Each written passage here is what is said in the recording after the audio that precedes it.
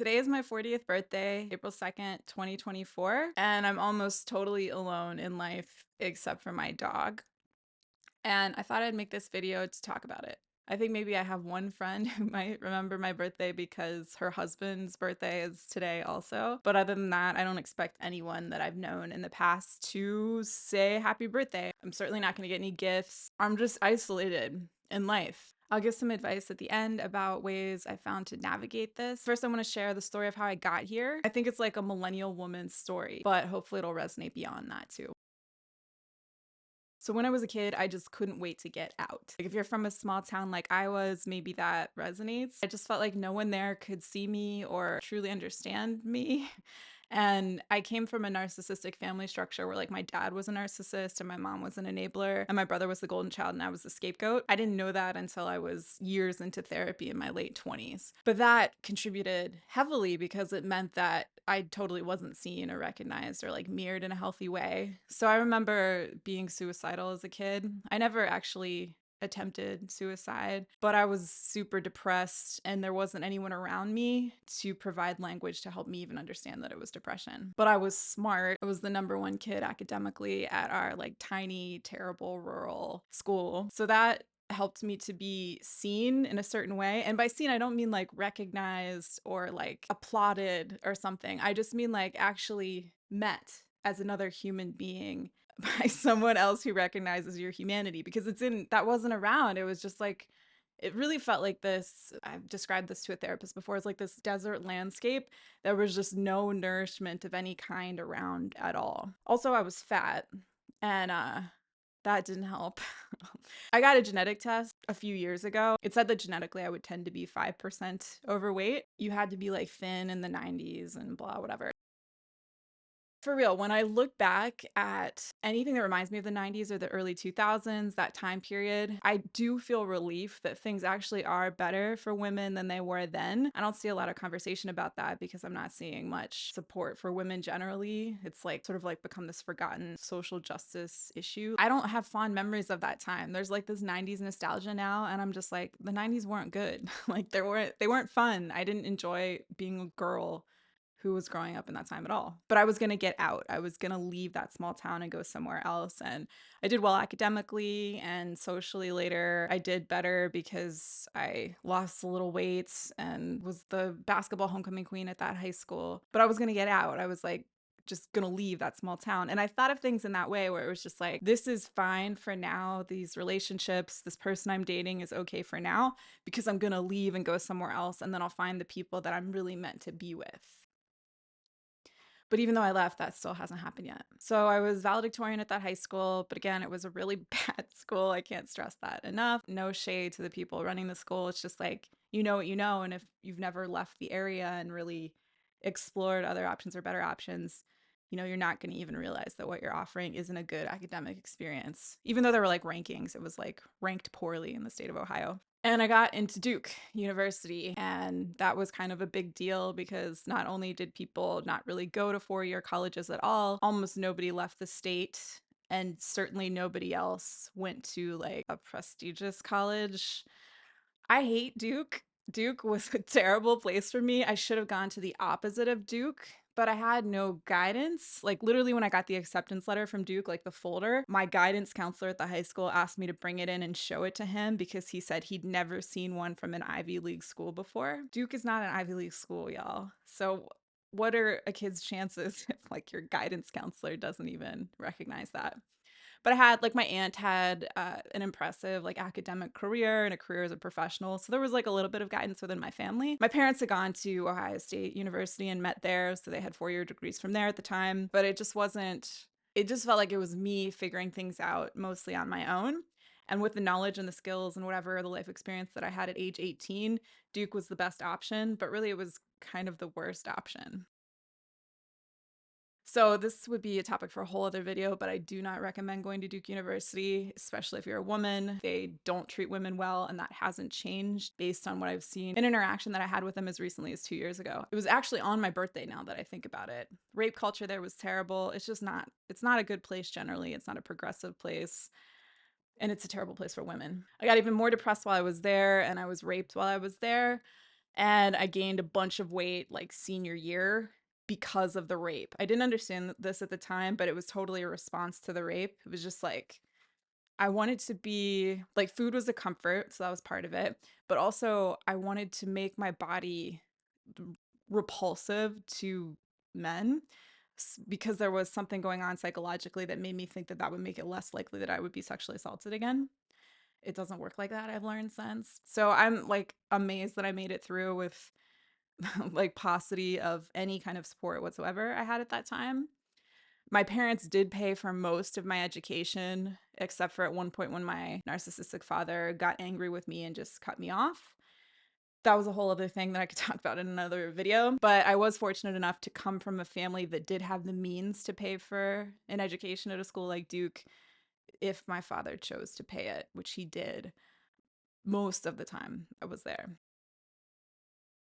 When I was 13, I saw this movie, The Devil's Advocate, with Al Pacino and Keanu Reeves, if you've ever seen it, and Charlize Theron in an early role of hers. And for some reason, at the end, when the credits roll, they play the Rolling Stones song, Paint It Black. And I remember watching that, I'm 13, and I'm just thinking, like, I want to be a director. And I knew I liked performing and acting and whatever, and I would act in the church plays. Once I was at Duke, I explored that a little bit, but I was so depressed that it was difficult to be creative, which maybe some of y'all can relate to. And after college, I thought like, oh, I could go to LA and be like a struggling actor. Or I'd learned about Chicago and Second City and like Tina Fey, having gone there after college to learn about comedy and performing comedy. And I loved comedy. And I thought that that could be a more clear path to try and figure out how to be a performer. And also because I came from this narcissistic household where there was no like healthy mirroring, I realized that if I were on stage and I saw how people were responding to me, maybe I could learn more about like how I actually come across to people, because I felt like I had such a weird skewed perception of what that was from the weird dysfunctional household that I grew up in. So I went to Chicago after I graduated, did some stuff there, but it was never the right fit. It was too toxically masculine. Like it was worse. That was worse at that time. I already feel like the story is so boring. But that's also a function of coming up. Maybe it is boring, but it's also a function of coming up in a narcissistic household where like nobody has any interest in you whatsoever if you're the scapegoat kid. That gets in the way of sharing things and trying to be creative like so much, y'all, so much of the time. I'm meditating a lot now, so hopefully I'll release it soon. But while I was in Chicago trying to do comedy at Second City, I needed like a real job. So I ended up getting a job as a professional stock trader. And I was good at that job. I was able to be profitable like 7 days out of 10. And I liked it. It was still misogynistic as hell. I was either the only female trader or one of the only female traders everywhere I worked. At one job, I remember I was given a lower base salary than all the men who started when I did, even though I had a better educational background and I had experience as a trader at that point that they all but one did not have. But when I outperformed them throughout the year, you know, my bonus was much larger than any of theirs. Capitalism is not fair. It's super discriminatory and it treats the feminine terribly. But in that environment, because I was able to be good as a trader, I could be like, yo, these are the numbers. I should get this. So it was like not quite as bad in some senses.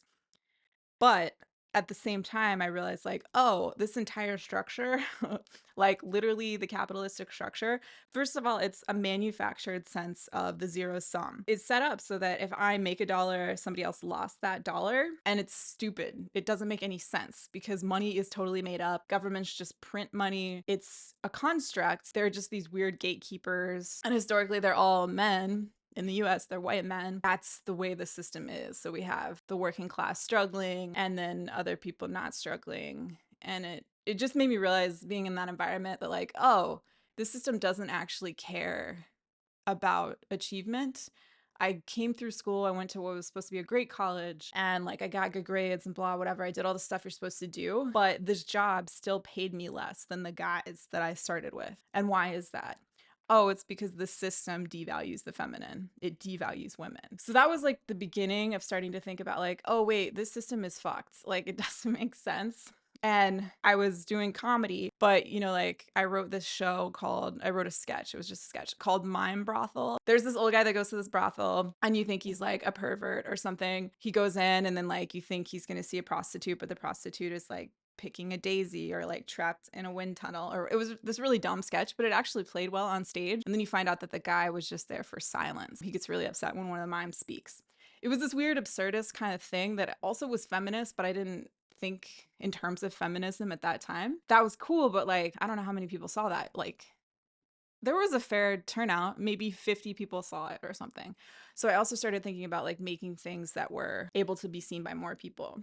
And YouTube was like, I think it just barely existed at that time, but it wasn't even on my radar at all. So one day I was sitting on the trading desk. I traded the night shift, so it was like 3 a.m. And I read this article in the New York Times about microloans and how they benefited women. Literally, it could be like $25 that would change somebody's life in a developing country. And the women statistically were like very responsible with the money. They were great investments. And statistically, if you gave those funds to men, they tended to spend the funds on alcohol and tobacco. And it was just like, whoa, this is so interesting. And so I decided to make a film about that topic. Like it just came to me all at once while sitting at the trading desk in that way. I don't know if y'all have had experiences like this, but it just showed me like I've only had a few moments like that so far in my 40 years of life. And it's always been something that I just knew I was meant to do and then I would do it. And that's what this film was. And at first it had this really boring title, but the title was like Capitalism and Charity. And so I was already starting to think about how like, oh, we shouldn't have this nonprofit for profit binary thing. Like, why do we have that? It's because capitalism leaves no space for giving. So I made the film. We could say we shot on 4 continents and I put together a crew and I didn't know anything and I was 25 years old. Arguably the hardest part was raising money for the film. And then I felt shame because like we couldn't do as much as we wanted to do with the amount of money received. And it was just like, I was grateful. I was so grateful for the support that we did get, but it just wasn't enough. I made so many mistakes as a director and producer and like the person that was the engine behind that project. I've reflected on what that is now. And I mean, a lot of it I think is like, I wonder if this sounds like a cop out, but hiring, like I now know that that's the most important thing ever. Finding the best collaborators for a specific project is like the most important thing there is. And if you're able to do that well, then kind of the rest takes care of itself in a lot of ways. But of course, I didn't know anybody and I never done anything before. And so I was really grateful for the people who did contribute. But I'm just realizing as I'm talking that that might have been like the earliest moments where, because it was a difficult experience with that team, when I reflect on why, I think it was the hiring and sometimes hiring people that I knew I could already tell, even though I didn't know anything, I could intuitively tell weren't the right fit and would make the experience harder for everyone. But I thought I had to hire them because I was coming from a scarcity mindset and I thought that they were the only person available who would be interested. That was a huge mistake. And coming out of this scarcity way of thinking is like such a huge theme for me in this life. And it's also it's so much about what we're conditioned to think because of capitalism, because scarcity is baked into the current economic system, which again is stupid because money is not scarce, it's everywhere. And so we have the capacity to design new economic systems that are actually about building abundance, which is what Seeds is, but I'll talk about that later. So after that experience, I was more aware that like, oh, artists are not able to get funding very easily at all. It's really fucking hard actually to make a thing you want to make if it requires any amount of funding. I mean, we made that film super cheaply, but like I said, we were traveling. We were in India, we were in South America. We went to Detroit. Where was the fourth place that we went? And we were in Kenya. I also got arrested in Kenya and spent the night in a jail in Nairobi, which is a whole other story. But maybe that shed some more light on the difficulty during that process. So then after that, after the film was done, it became about Seeds and realizing that like, oh, I could try and design an ecosystem that was about addressing some of these problems, these systemic problems that I'd seen as a trader and then as an artist, somebody trying to make a film, and as a woman, as somebody who dealt with discrimination in those sectors, like so many of us have.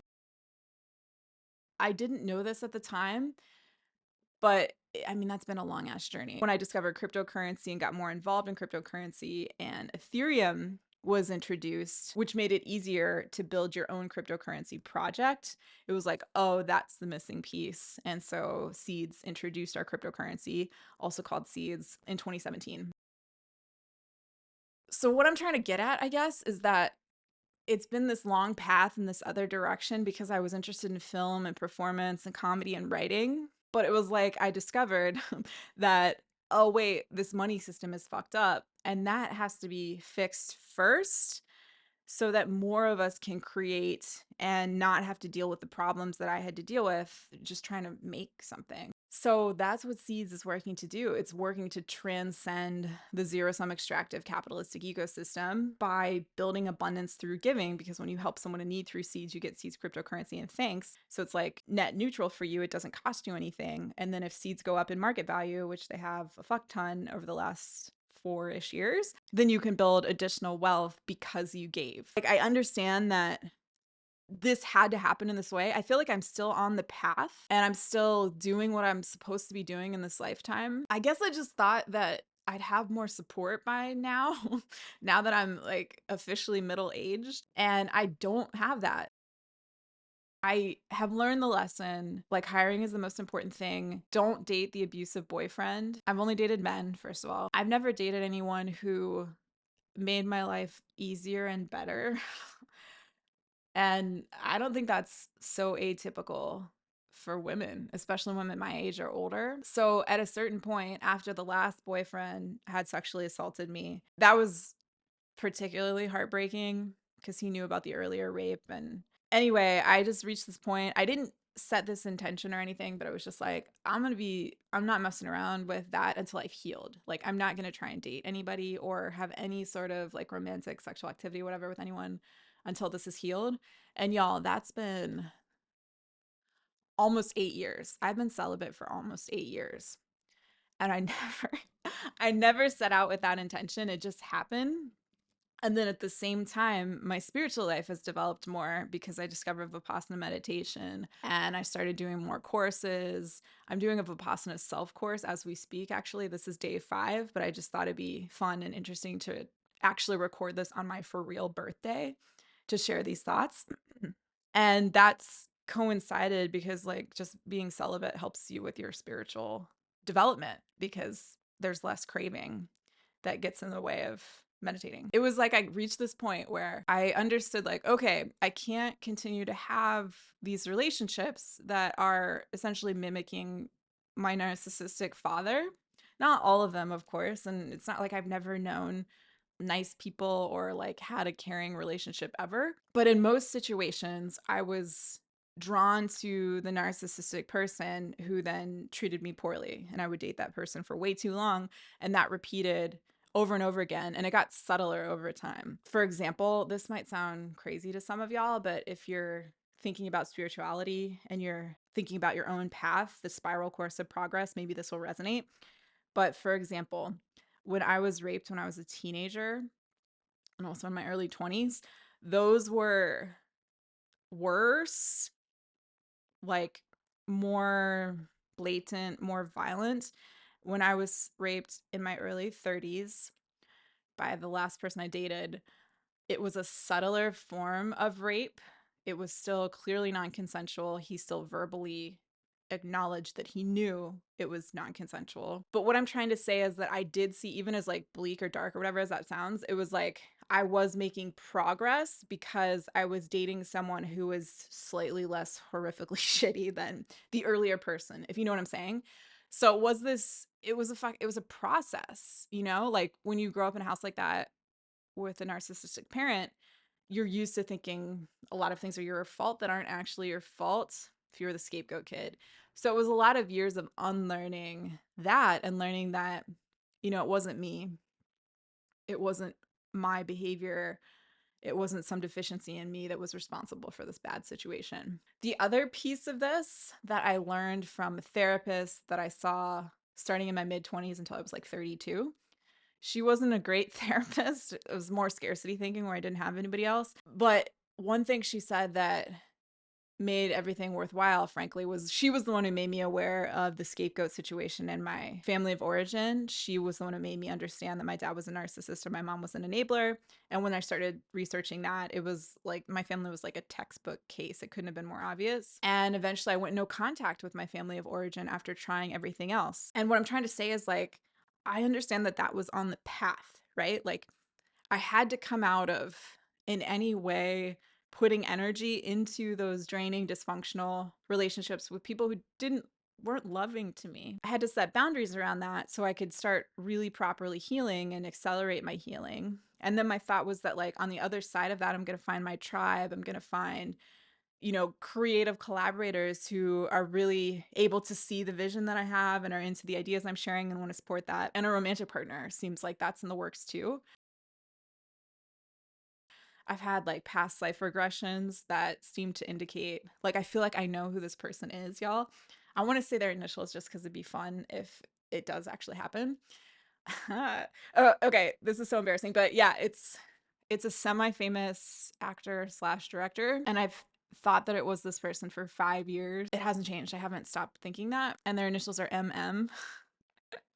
So y'all, if I end up with somebody like that, it's just fun to record it here in case that does happen. If I'm not with someone like that, I'm so content and so happy to be alone. I really am. I thought there would be more support by now, but I'm so proud of myself for setting these boundaries, for not permitting, like, the thing about narcissism, if you've been around it, is that it's insidious and there are different layers. So it was like I had to set boundaries around like my abusive dad first because he was the most obvious, blatant narcissist. And once I did that, then I could start to see like, oh, actually, my childhood best friend is very narcissistic as well. But I wasn't able to recognize that until I was like 34 years old because, relatively speaking, she wasn't nearly as bad as my dad. So I didn't see it. I just couldn't see it until I'd healed more. So I'm proud of myself for like going through this process. And I'm such an individual. You're not in a situation where you're 40 years old and barely anyone even remembers it's your birthday slash knows where you live.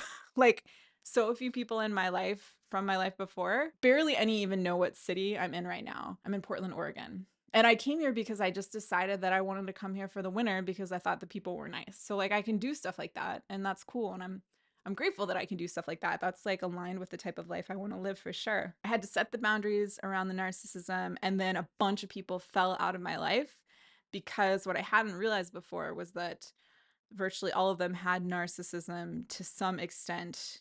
And when I set the boundary, like narcissists don't stick around, they don't want to do that. And I mean, I was not perfect in these relationships for sure at all. I was a drunk for many years. I became totally sober like 6 years ago, which is another thing I'm proud of myself about.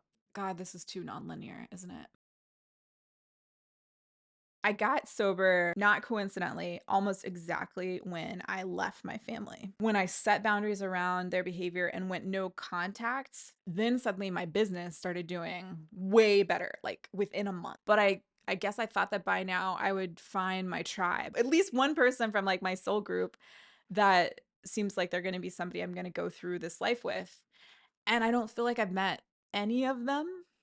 I don't think I've met a single one. So, what I'm trying to say, I guess, is that it's okay that I'm not going to have any interaction with the people previously in my life because most of those relationships, slash, all of them, weren't healthy, uplifting relationships. And I couldn't see that because of my upbringing until I started to heal. It would be nice if supportive relationships were coming in to replace that, but it just hasn't happened yet. And I still think I'm on the path. I still think this was like what I'm supposed to do in this lifetime. It's about seeds, and then it's also about being a creative person. And I still really want to make like a narrative clown film. and and I've done more performance. And the thing about clown, when I found clown, earlier I said that improv wasn't quite right. And then 10 years after I'd left Second City, I was in LA and I went to a clown show. And it was totally like the universe was trying to show it to me or something. I almost left the theater, but as I was leaving, I ran into someone that I knew. So I went back into the theater and I ended up seeing this clown show. And I loved it so much. And it made me laugh hysterically and also sob. And I felt like people say, you feel when you meet your soulmate. Like I thought like, oh, this is what I've been looking for in comedy for all these years. I didn't find it at Second City when I was doing improv. I didn't find it when I tried some stand up. It was clown. I was always clown. I really want to make a narrative clown film. I went to clown school in France and got kicked out, which is a whole other story. I want to do that. And I can see it. And the vision for the film came in when I was meditating. Like, whoa, like 5.5 years ago, I think. I want to make a TV show about getting kicked out of meditation centers because I've had that experience as well. There are these creative things I'd love to do, and I do need more support to bring them to life, but I can write them on my own. I can envision them and figure out what they are by myself and then show them to other people. So I think that's the next step. It's really about protecting my energy a little bit further because I am still too drained by non-supportive energy. I do still run into narcissism in subtler ways. I'm better at setting boundaries more quickly, and then those people go away. They're always really dramatic when they do too, but that's to be expected. Trying to get my body really healthy. Sobriety has helped so much with that, obviously. So I'm resisting earth a lot less in a spiritual context. I also totally think that this was something I chose, this sort of hyper independent life. I have Aries, sun, moon, and rising, which is a lot of Aries. And I think it's because in past lives, I was much more interdependent with people in my community, especially in this Atlantis past life that I made a video about if you're interested in that. And now it was important that I was able to be this hyper individualistic person to survive and to complete this life's mission. I think the plan was for me to come in and be such an individual in this life and to do that for the beginning part of this life. I just didn't think it would be 40 years. I didn't think it would take this long because the last past life that came up in regression was in Nazi occupied Poland. And I was like a young woman who was a singer. And I lost my father. My father was killed by the Nazis, and I loved him so much. And he helped me develop as a singer. And this sounds crazy and maybe egotistical or something. I always feel embarrassed saying it, but my sense is that the highest path in that life would have been to continue and to continue trying to be a singer, which I couldn't do after my dad died because I was just so destroyed by grief. And if I'd been able to do it, then I would have had this international presence and I could have like alerted people to what was going on with the Nazis more quickly or something. This is what's come out through multiple past life regression sessions where that life came up. And my father in that life, I think, is this semi-famous actor, director in this life. He made a film about a Polish singer and a father and daughter like relationship where the father helps the singer. And when I first saw the film, I cried and cried. And then later I watched an interview that he gave about the film where he was asked like, but wait, why did you want to make a film about a Polish teenager? And he didn't seem to really consciously know himself. And when I saw that, I started sobbing. I think it's him. I think he was the father in that life. So my sense from like a past life perspective, I think I've looked at like at least 36 different past lives, is that it didn't work then. Like in that lifetime, I had his support when I was young and then he died and then I couldn't function and fulfill the mission. And there were versions of that, I think, in other lives. I don't think I ever had a mission quite as high as that. Although in the Atlantis life, the stakes were certainly high, but you can watch that video if you're interested. And I think he was with me in the Atlantis life as well. I think he was my partner in that life. So I think in this lifetime, all this Aries energy was helpful so that I could be this hyper independent person and survive the situations that I've been in that were very unsupportive or antagonistic and still be able to continue moving forward. I do have this tenacity and I just keep going. I have Mars at 28 degrees of Scorpio, which I've learned helps with that. So I think I was born with a specific energetic signature at the time and place I was because I'm supposed to do a bunch of stuff on my own in this life. And then at a certain point, I'll be able to connect with him and then other people who are also able to support me with like the higher creative endeavors that I think are meant to be very visible. And I think Seeds is meant to be very visible and help lots and lots of people as well. And Seeds has already helped people in 30 countries and counting, but like it could just be so much bigger if I had support. And the support just really hasn't come in. There have been like spurts at different points in time over the years, like enough to keep it moving forward, but it's never kind of taken off on its own to the extent that I think it could or should have by this point. So what I'm trying to say is I think this was the path, and I think those things are still in my future. And I think I'm still like, I'm going to be able to use Seeds to help a lot more people. And I think like the clown film I want to make and the spiritual TV show I'd like to make could also be uplifting for people and, like make more people aware of Vipassana meditation and how much it helps. It's helped me so, so much. It's amazing how much it's helped me. I think I'll be able to do that. But the signs of like how to connect with those people still aren't there. I think at this stage, I'm supposed to be meditating more and letting go of my anger about Earth and my anger about the lack of support here. Another relevant thing that I found out through therapy, the therapist that I had in my mid 20s to my early 30s also told me that she thought I was a gifted adult. And I never heard that term before. I was like in the gifted programs and stuff as a kid or whatever, but like she said I was a gifted adult. And then years later, I ended up working for a bit with a doctor in Canada who like specializes in work with gifted adults. And I was worried that this is gonna, I'll get attacked because this sounds egotistical, but that's just internalized misogyny talking. The doctor told me that he thought I was gifted at the highest level, which he said is either 1 in a million or 1 in 10 million people on Earth. So if that's true, that means that that's, like 8,000 or 800 total people on Earth. So, I mean, if that's right, it makes sense that I haven't met anyone else that I think of as sort of like in my soul group or in my tribe or anyone else that I feel can relate to me on most of the level. Anyone else that I feel can relate to me and sort of even know what the fuck I'm talking about on most of the levels that I'm operating on. And that's part of it too, of course. Like that makes sense. And I accept that.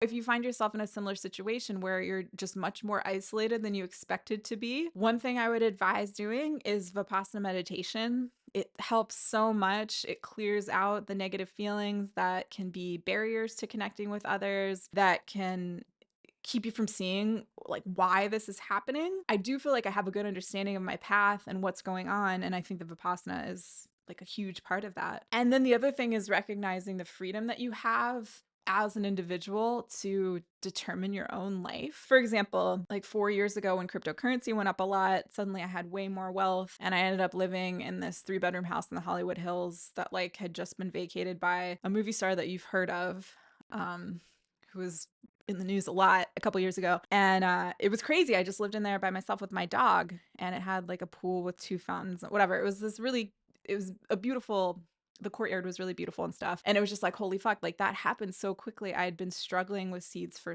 years and years before that. And then after a certain point, I was just like, why am I living here? Like, I don't know why I'm doing this. The pool is so expensive to like, the water bill was like $1,500 one month. And I was just like, this isn't good for the environment. Why am I spending money on this? And I left and I had bought land in Massachusetts, and I ended up building a tiny house from a kit on the land in Massachusetts. And I got the tiny house almost entirely with free cryptocurrency that I got from staking. And that was a struggle too, in the sense that I could not find someone to help me build this house. And I didn't know how to do anything. The thing that I'm worst at is stuff involving like spatial earth things, like literally building a structure. That was so outside of anything that I have a sort of natural affinity to do. So I needed help, and just finding like a local carpenter to help me was like pulling teeth. Because I was worried about it. There's so much misogyny in like the construction industry too. And I'm sure that being so worried about it and worried about misogyny interacting with and interfering with my ability to have a home was the super big wound.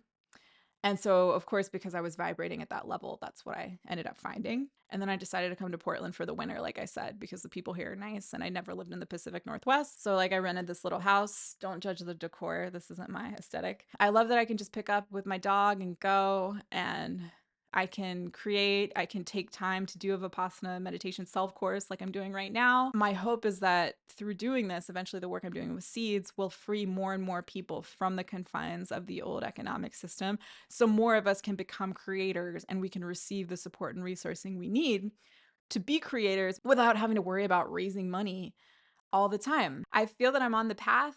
I just didn't know it would take this long, but I do feel like the next creative steps are writing the TV show and the clown film. Another thing we're trying to do at Seeds is engage with social good organizations to give you large cryptocurrency gifts. So don't feel too alone. If you feel alone, recognize that it can be a period of healing that's very necessary, and a period where you can connect with your own mind and understand your own path, independent of what society's expectations for you are.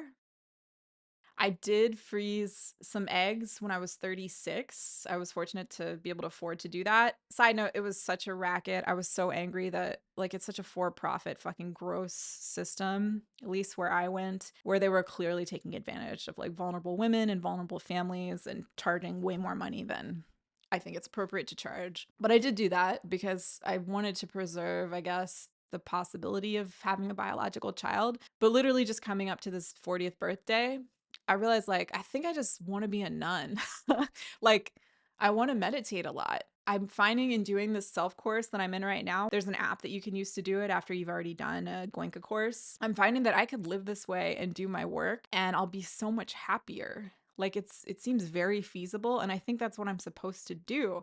I think that's why I got kicked out of the Goenka centers, so that I would realize, first of all, so that I would learn things I needed to learn at another meditation center, the IMC center, that Goenka wasn't teaching. So that was a great gift, even though it seemed really painful at the time. And then I think the other piece was just learning, like really understanding that I can do this on my own. I can access what you access through Vipassana at any moment, at any time through me. And I'm so grateful. You know, it wouldn't have been possible without sort of those painful experiences along the way. It's going to be okay.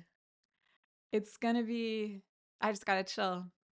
We're all right. These old systems that haven't served us are falling away. They just can't sustain in the newer energies. I think Seeds is going to be a part of that. And you and I are going to be a part of that. So don't give up hope.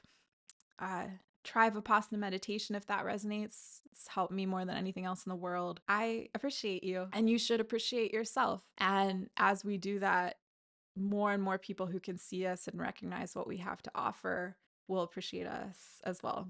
That's the main thing I feel like I've learned, and I'm still learning in these 40 years. Thanks for listening.